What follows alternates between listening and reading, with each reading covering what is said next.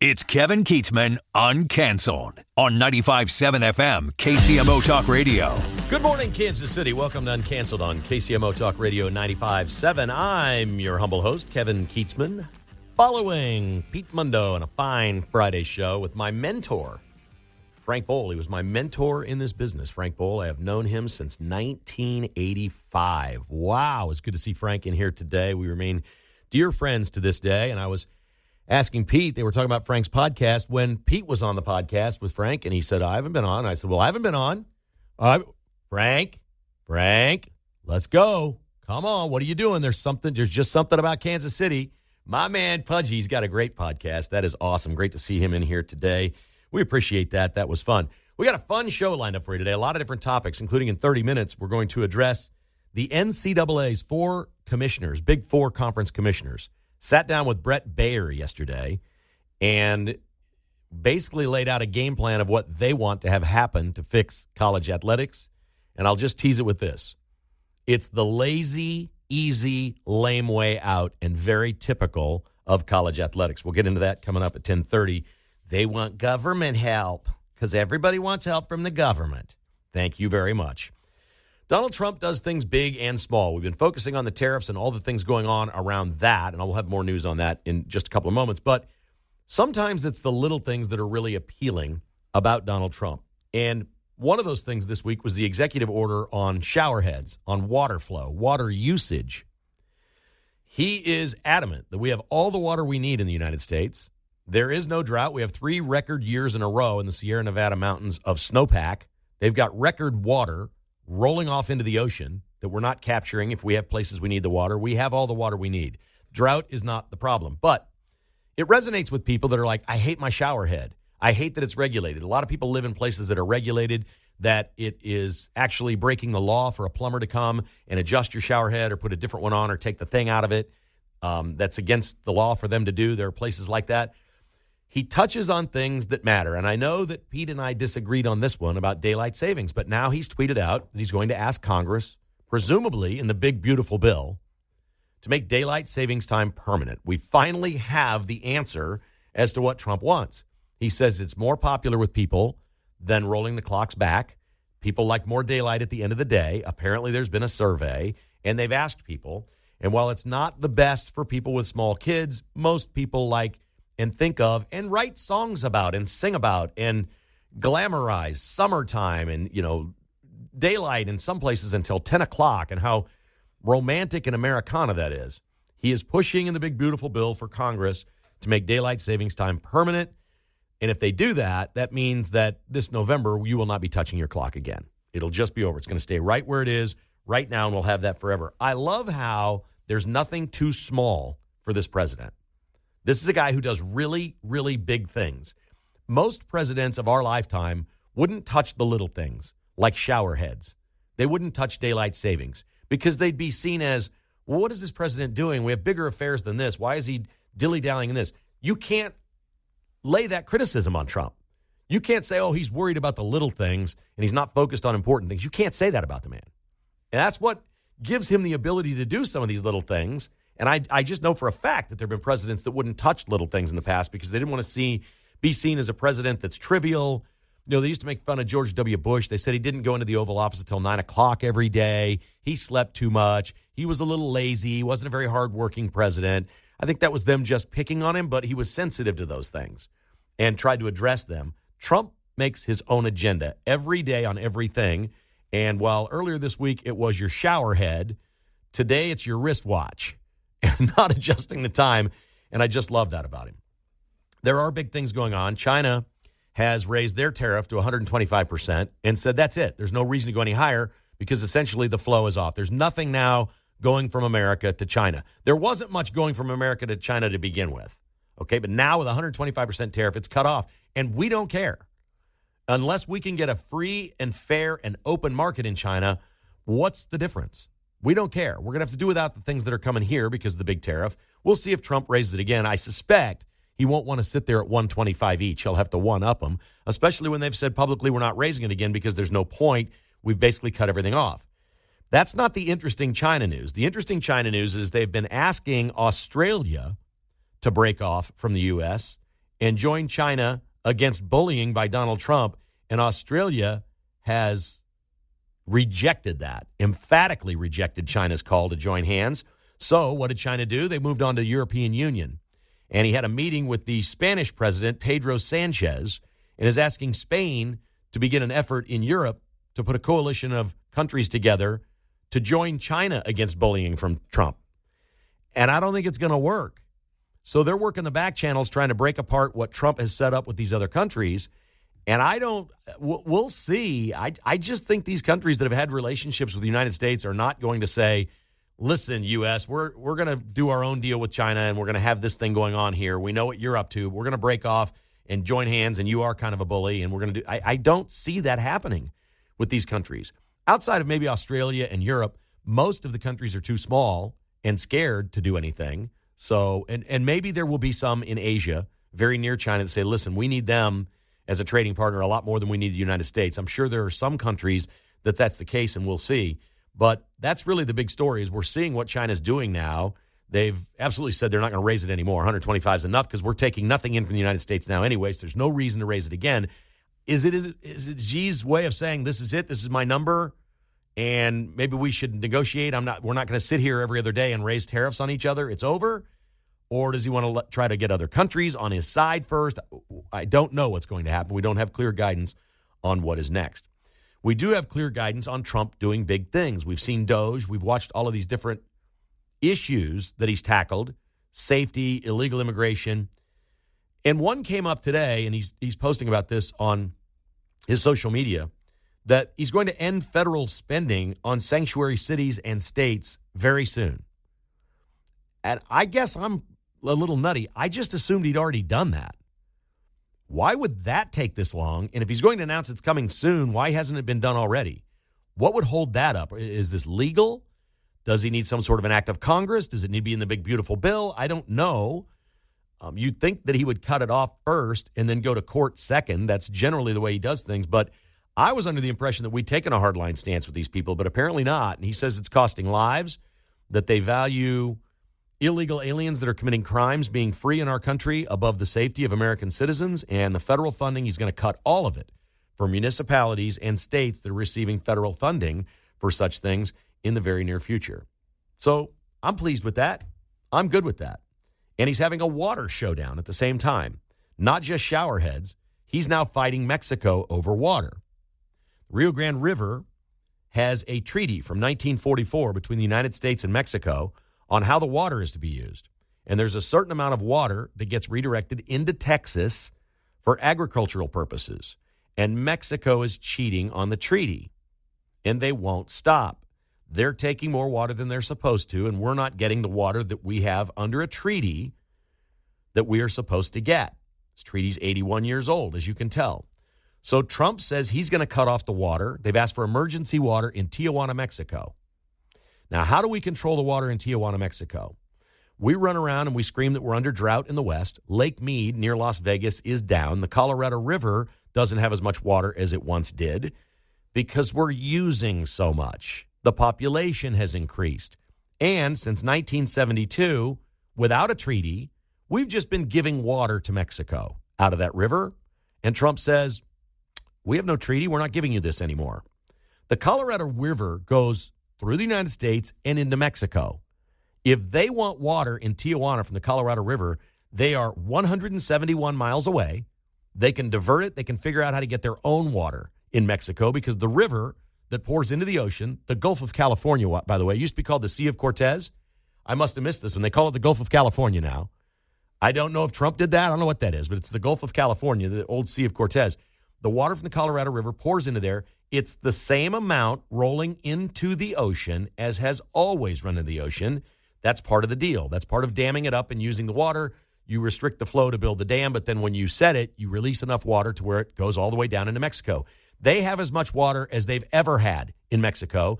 And since 1972, we've been giving them our water just to be nice. In a big sprawling city like Tijuana, it's 171 miles away from this river in Mexico. And Trump hasn't said this, but I'll tell him they should get their own damn water out of the Colorado River. We shouldn't be doing this for them. If we got people in San Diego and L.A. and Phoenix and places like that want more water, why are we giving it to Mexico? This is just awesome stuff. Everything that comes out of D.C. now is America first. It's our water. That's our snow melt. We didn't block the river. It still rolls into your country and rolls out to sea. Do with it what you want. It's the same amount of water as you had 500 years ago in Mexico, but there is no reason for us to be giving away free water in our desert Southwest to Tijuana, which isn't even near the Colorado River. It's 171 miles away in Mexico. They should figure this out themselves. And I love that Trump is in on all these things, big and small. So fun. All right, our phone lines are open. If you'd like to join me, I'd love to hear from you today. We're going to talk a little sports later on. I love the Masters. It was fun talking with Pete about our experiences at Augusta National. We can talk about anything that's on your mind, really. 913-408-7957. I'd ask this question today. We just talked about 7 or 8 things that Trump has done. Do you have a favorite? Is there a favorite issue or something that he's addressed so far that is your favorite? I'm going to guess nobody says tariffs at this point, but maybe in the end it will be. 913-408-7957. This is Uncanceled on KCMO Talk Radio. Welcome back to the show. Thanks for being with us on this Friday. We hope you're going to have a great weekend. The weather looks pretty good. Royals are out on a 10-game road trip after taking 3 out of 4 from the Twins. You've been hearing John Anthony's updates on the Royals' goings-on. That's going to be interesting. We'll talk a little baseball later with Mark near the end of the show and probably sneak in a little golf and some other things coming up in just a little bit. The NCAA commissioners from the Big Four leagues are asking for something very specific from our federal government, and I'm just blown away that they've got the gall to do that. We'll talk about that in our next segment. In this segment, I want to talk a little bit about Josh Hawley, who has kind of shifted the direction of the China discussion away from things that are more tangible for most of us. The fentanyl pouring in, the trade deficit, the unevenness, all the things that they do manipulating currency and things like that. We know they're a bad actor, and Hawley's trying very hard to keep our eye on the ball of what China's really doing that's bad, and that has to do with cybersecurity and some of the things they've done. He's talking a lot now in the interviews about cyber attacks, communications grids, power, digital infrastructure, and all the other nefarious things China does. And I think it's good that he's doing that. I don't know politically what a lot of that means to the average American. I think we generally think, well, our technology is really good and our government's really smart and everything's really great, so China really can't hurt us and nothing's been affected in my life over any of this. But it probably has, and we don't know in which ways. And if we've learned one thing from Doge, our federal government is not what most people thought it was. Like, the Democrats live on one basic policy. Government is the end-all, be-all solution to everything. That's what they believe. They believe government is great. They believe our government is the best. They think we do everything right. And boy, Doge has exposed that. It makes you wonder how they flew a spy balloon over North America and we didn't shoot it down until they hit the Atlantic. The things that China does to us are really quite incredible. And Josh Hawley is speaking out and wants people to recognize that and talk about that a little more than just the tariffs. He'll probably fail. He's just one voice in the Senate. But I do like Josh Hawley a lot. I like a lot of the things that he stands for, and I think he's a real deep thinker, and I love that. He does have something else that is in particularly on his mind, and that is the reaction from Democrats. On all of these things that are happening, they don't know how to react. His quote in the interview last night, libs are going crazy, and they are going nuts, unquote, because they know Trump is right. And I don't think we've heard a lot of people say that. Now, these are insiders, and maybe Republicans should say this more. They know the Democrat. He knows the Democrats in the Senate. House members know the Democrats in the House. And it's true. They don't know how to deal with this. We spent a lot of time on yesterday's show talking about how Democrats literally are rooting for China to win this negotiation. They want to be able to say Trump lost. They don't care if it's bad for America. They literally want China to win this because they hate Trump so much. But he's right. They're going crazy because they've all said in the past that we need to put tariffs on China. We need to be tougher with China. This is the one thing both parties agreed on. Like, we literally, other than a war that we'd be in, the one thing right now everyone in America agrees on until last week is America needs to be tough on China. We need to figure it out. We need to be tough. They're doing the wrong things. We got to be tough on China. Everybody that has ever been elected and gone to D.C. has said this at some point in their career. And then Trump does this, and now they're going crazy, and they're saying it's terrible. He's wrecking the economy. He's costing you money. We're going to have a recession. Everybody's panicked. And Hawley's like, they're going crazy. They're going nuts. That's his exact quote, because they know he's right. And it puts them in a position where they just have to criticize him. I don't understand that. I have never, ever had a problem when a Democrat president does something that I like and I think it's right, acknowledging that and saying, I think that's right. I think that's the right thing. And boy, it used to happen a lot. The parties were closer together. They were both parties were more in the middle and less to the outside or extreme, whatever it is you want to call it. And there was more common ground. And it was easy to do. But they have so many years of bashing Trump, telling America that this is the end of our democracy. They've boxed themselves into a corner that they can't even support something they believe in. They're voting against it. We had a Democrat politician come out this week and say she was sorry that she voted for the Laken Riley Act. You know Laken Riley, the young lady that was killed by the illegal alien in Georgia while she was out for a jog in Athens, off campus. You remember that story. And she voted for the Laken Riley Act. This was an easy one. You vote for something like that. And now she's saying she regrets it. Doesn't really give a reason why she regrets it. I'm guessing she regrets it because it was a win for Trump and the Republicans. You can't do things that way. For a party of government like the Democrat Party, for a party of government, they sure disrespect the government and the process of it. They really bastardize it. And when you are in a situation where you see something that you've believed in the past and it's taking place and you believe it's good for America and you're trashing it because you don't like the guy that's going to get credit for it, you need to look in the mirror. You need to find stronger leaders than Joe Biden or Barack Obama. Either one of them could have done this. Either one of them. They had 12 years in the White House. Either one of them could have taken on China, done tariffs, a trade war, anything. They could have done it. They didn't. Why didn't they? Well, Joe Biden was sending his son over there to get rich. They flew together on Air Force Two to China. Together. It was just right out there in the open. We're going to China, the Bidens, father and son, and we're going to make money. Yeah, they're involved in that. And at the same time, they were saying we need to be tough with China, but they never did it. They do believe that it's true. They believe it would be good for America to be tough on China. They just can't stand the thought of crediting Donald Trump on any of these things. It's quite amazing. Truly amazing. We also got word here in the last 24 hours, the drug maker Novartis, you heard of Novartis, the big drug maker, $23 billion they're investing in America. They're going to build 7 facilities in the United States because of tariffs on pharmaceuticals that are made overseas. This is another big deal. When COVID hit, we were relying on everything from overseas. The one that got all the headlines were the computer chips. We know that. Remember they were making cars without computer chips in them? And they would sit and wait for a chip, or that you go buy a new car and in 6 months when we get some chips, we'll put it in your car. So that was a big one, but there were other things. And the scary one is medicine. Why would we be relying on China and places like that to make drugs for us? Novartis is building 7 facilities in the United States to avoid tariffs. This is working. We'll see how the tariffs play out. I don't have a crystal ball, not an expert. Boy, I'm looking at a lot of things that Trump's doing with these tariffs or the threat of these tariffs that's leading to business in America. Good things happening here. And we should be watching Novartis making our drugs for us in the United States. That should happen here. We should be watching over the entire supply chain and everything that goes on. More and more winning. When we return, we're going to talk a little college athletics. The commissioners from the Big Four Conference want government help because, of course, they do. This is Uncanceled on KCMO Talk Radio. Welcome back to the show. Still ahead, we're going to talk about the NCAA asking for a government bailout, and Mark is going to make his picks for the weekend. Mark Van Parlay will be with us. We'll talk a little Royals, little Masters, and he's watching the cut line. You're watching the cut line because you have what for a wager? You have John Rahm. You need to make the cut? Yeah, Rahm needs to make the cut. I have 7 other guys ahead of him that are doing just fine right now, but Rahm is the only one below the cut line. So your bet was 8 certain golfers all make the cut? Yeah.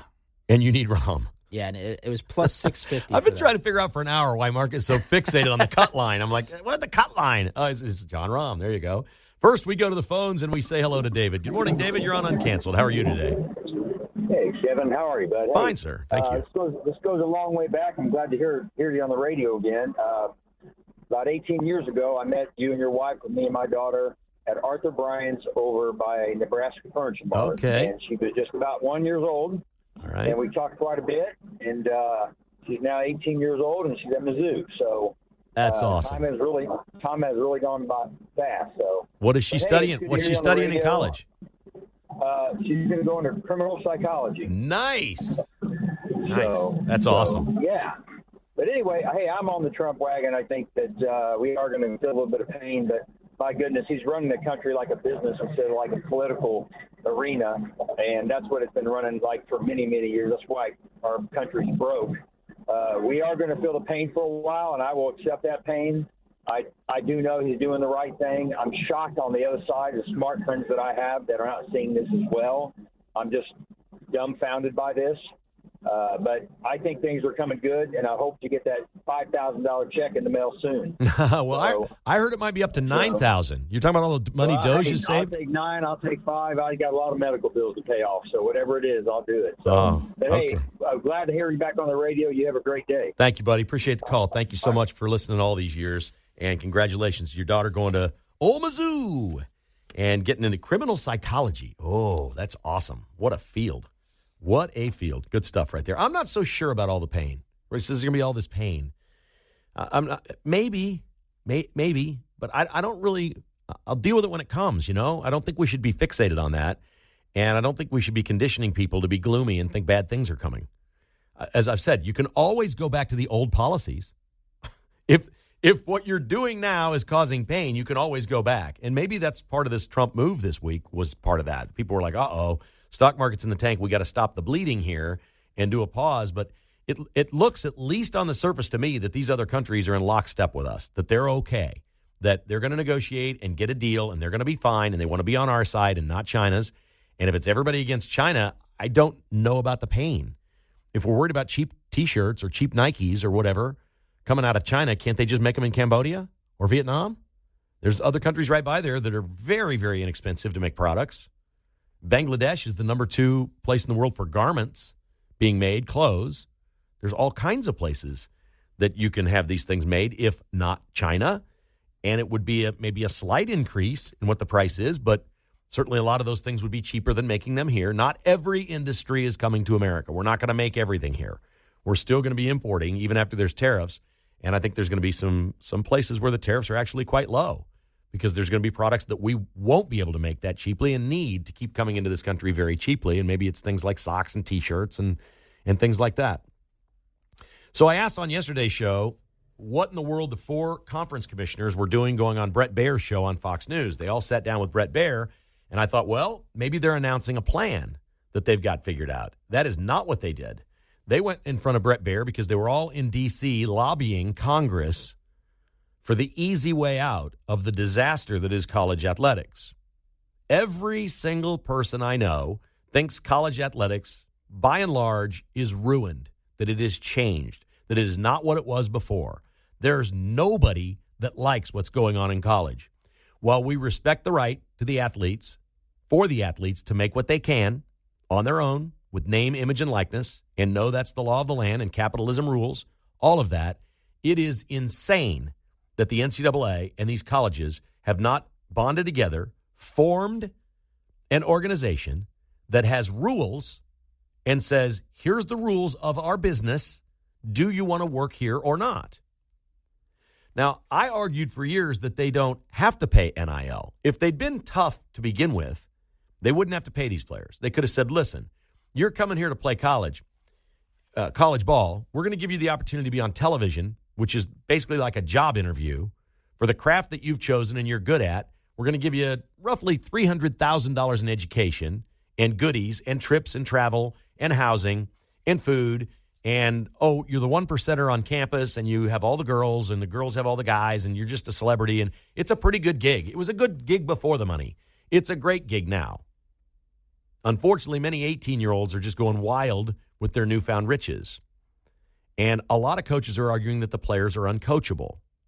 They can't discipline them. They cannot threaten them with playing time, which is the greatest motivator on earth for any coach in sports. I will bench you. Well, Major League ball players know they can't be benched when they have a guaranteed contract. Chiefs players know they can't be benched if they're making money. You know, you may not get as many plays, but you're going to play. Once you sign your contract, you're same thing in college. You become the guy that we're paying money to. The classic example was the guy at K-State this year. They paid all that money to him, came in from Illinois. Well, you can't bench him. He was playing crappy most of the year. I mean, really bad basketball most of the year. You can't threaten his playing time. You've paid him the money. He's got to play. He'll come out of his funk. Well, he wasn't motivated. He was rich. He had a fancy car. He was big man on campus, and he just went out and laid a stinker all year long. And there's college guys doing that all over the place. So they have not handled this well. They tell Brett Baer, we want Congress to act. They want Congress. They want the federal government to regulate college athletics. And here's a quote from Brett Yarmark, the commissioner of the Big 12. Quote, it's becoming clear the situation is getting out of control. He said bluntly, we need help from Congress. From where I sit today, federal preemption, having a standardized platform that oversees and governs NIL is critically important, Yarmark said. There are 34 states that see it differently with their own laws, and it's relatively unruly. So states have passed their laws as to the way Missouri's done this, the way they deal with NIL and what players can have, what their rights are. And I guess the only argument for the feds to get involved is this. We have a national organization. Different states do it differently. We have one school in one state that has this set of rules, another school in this state that has this set of rules, and we've got all kinds of problems with the state, and this needs to be federalized. I don't think much needs to be federalized. What I don't understand is why the government has any interference in this at all. The hard thing to do, but the right thing to do, is for these 4 commissioners to get together and figure it out with university presidents what the next iteration of college athletics is. Maybe it's only 75 big schools. Maybe that's what it is. Maybe it's 100. Maybe it's 120. Whatever the number is, whatever they decide it is. They have a charter. They start a business. They incorporate. What they're offering the players right now is 22% of all revenue in a salary cap, which is $20.5 million a year for your athletic department to pay to athletes. That's a lot. Now, the NFL gets 50%. The players get 50%. So 22%, I think, could be negotiated up if the players unionize, which they haven't done yet. And if they do, it's just a classic business model. You have a corporation, an athletics corporation, that has these schools as our franchises. Think of it like McDonald's. You're McDonald's, then you have all these franchises. All the franchises around America or around the world for McDonald's are owned by different people. They're franchisees. That's your schools. And then you have an agreement. We have these rules. We're a corporation. And we answer to our shareholders, who are the fans. I don't understand what's so hard about this. They're concerned about antitrust lawsuits or smaller schools filing lawsuits saying you took off and left us, but they've taken off and left them anywhere. NAIA schools technically are colleges, and they have athletes, but they're not paying money to them. There's just a cutoff line somewhere. I don't understand why they don't just form their own organization, why they need Congress, why they want the states or anybody to be involved at all. Form a corporation and be done with it. Call it something other than the NCAA. What I fear is going to happen is football is going to branch off, that they're going to branch off and be their own entity.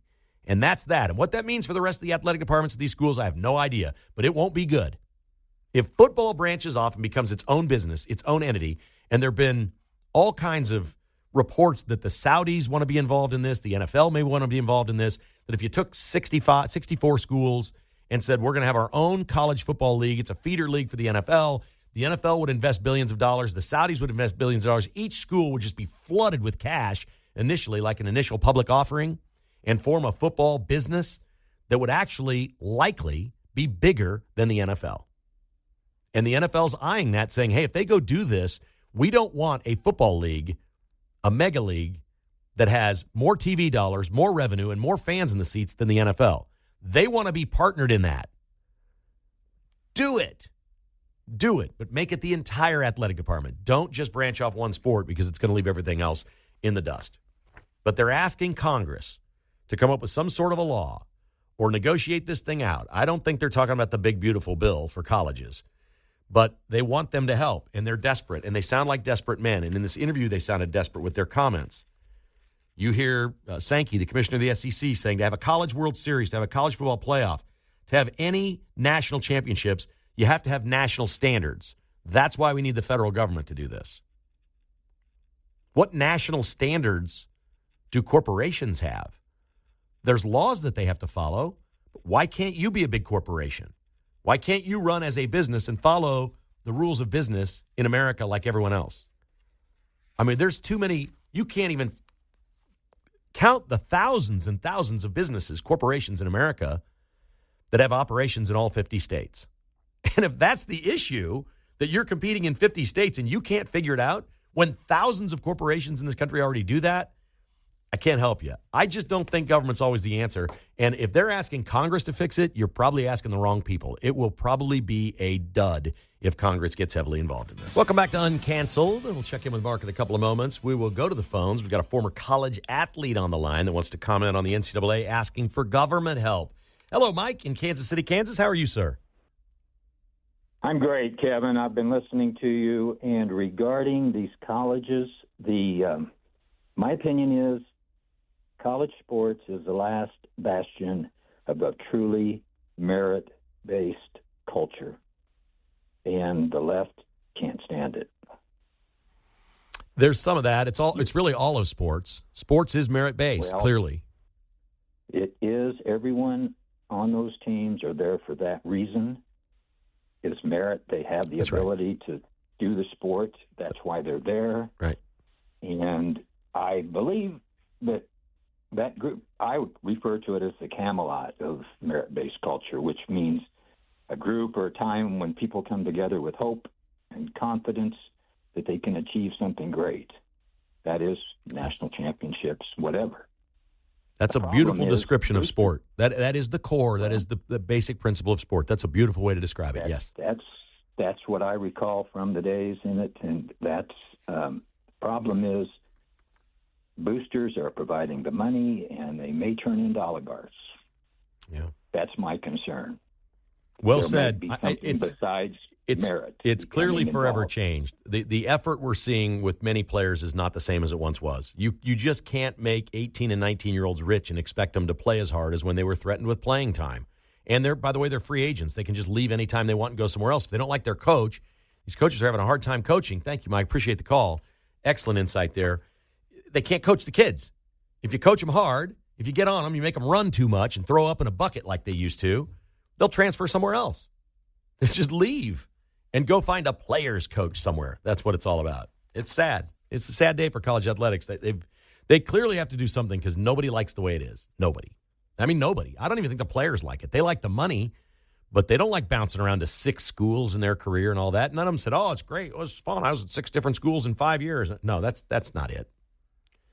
Mark, did you see the Timberwolf is closed this year at Worlds of Fun? Oh, no, I did not see that. They've closed the Timberwolf, and they're not saying why, but they are teasing an announcement down the road. So it must not be all bad. They didn't dismantle it this offseason.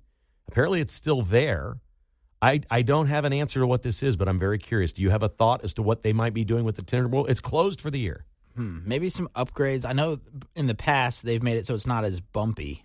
It used to be that roller coaster that just rocked you the whole entire ride. So couldn't they have done that this winter? And wouldn't they say, hey, we're refurbishing it? Yeah, they're not saying anything. I know they updated, I think they painted the Mamba. They did some other cosmetic stuff. So I don't know why they couldn't do that with the Timberwolf. Have you ridden the new Zambezi Zinger?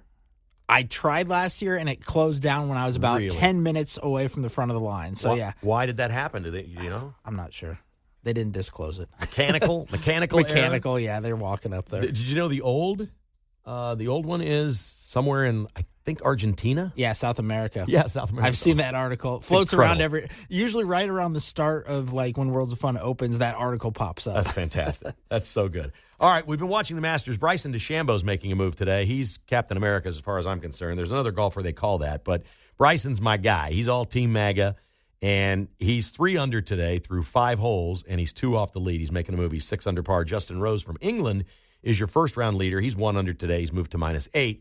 What say you, Mark Van Parlay? Who's going to win this thing this weekend?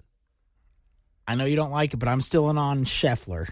Scotty Scheffler's my guy. I just think that, if he can make his putts a little bit better today, and I know he did great yesterday, but if he can continue getting those birdies, maybe even get an eagle out there today, he'll be sitting at the top again going into the weekend. The question should be asked other than Scotty Scheffler, who could win this thing. This is probably the way we should ask it, because we're not in disagreement. It's not that I don't like it. Scheffler's been winning so much, I'd rather somebody else win. He's a great champion. He's a great guy. There's nothing to dislike about Scotty Scheffler.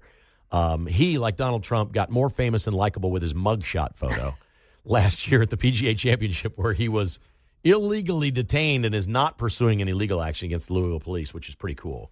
So he's terrific. There's nothing to not like about Scotty Scheffler. I just want I want DeChambeau to win, Mm-hmm. I'm going to go with Ludwig Oberg, who is really a clone of Patrick Mahomes, in a way. They both are Texas Tech, and they've become friends, and he's all Adidas'd up. So I think Mahomes worked that deal out. He's all Adidas. And like Patrick Mahomes, Ludwig Oberg is with his college girlfriend, who was also an athlete. Her name is last name is Peel. Is it Natalie Peel? I think her mom was an athlete, too. She was a tennis player at Texas Tech, and they're a thing, and will probably wind up married. It's just cool. Like the Mahomes story. I like that. And both of those picks, by the way, if Scheffler doesn't win it, I think one of those two are going to win it. One of those two. Yeah. Oberg's got, a lot of people don't know him. He just looks different than other golfers. There's a demeanor, and it looks so easy for this young guy. He's only been out there a little over a year on the tour as a professional golfer, but, man, he is easy to watch play golf. And he played really well last year at the Masters. He did. Of course, that's up perfect. He's just hitting the middle of the fairway every time. It just looks so simple. Like when Scotty Scheffler gets it going great, it still doesn't look that easy because his feet fly all over the place. He's got this unorthodox swing and everything else. This Oberg, I mean, if you were going to have a AI take a computer animation of like the perfect golf swing and demeanor for a golfer, he's it. He's like 6'5". He's a big strapping athlete. He pounds the ball. He's really, really, really, really good. The Royals sometimes are hard to watch, and they were hard to watch for quite some time yesterday until they came from behind and beat the Twins and won 3 out of 4. We'll take it. Where do you think this offense is going, Mark? You follow the Royals very closely because I'm scared to death that there's just not enough offense there. Yeah, I like the top of the order, the first 4. And then after that, it's just like Garcia played pretty well to start the season, but I don't know if he's going to be able to keep that up. So, yeah, I really like Jack Caglione. Yeah, who's not here. He's in not Arkansas. Here. He's been hitting the cover off the ball. I keep seeing his highlights. So maybe by the end of the year, he'll come up. I think it's probably time to promote him at least to AAA in another week or two. He's too good for AA. We've learned that, right? Did somebody say there was an exit velocity on one of his hits the other day? It was 121 miles an hour. Is that possible? Yeah, they said that it would have been a top 5 hit in MLB history. I mean, you've really ripped it when you hit 110, right? Mm-hmm. 121? Jack Caglione went 468 feet? Crazy. Let's get him up here, man. And goodbye, Hunter Renfroe. All right, enough. Agreed. Let's move on. Have a great weekend, everybody. Really appreciate you listening to Uncanceled. Hope your weekend is a great one. The Vince Show is coming up next on KCMO Talk Radio.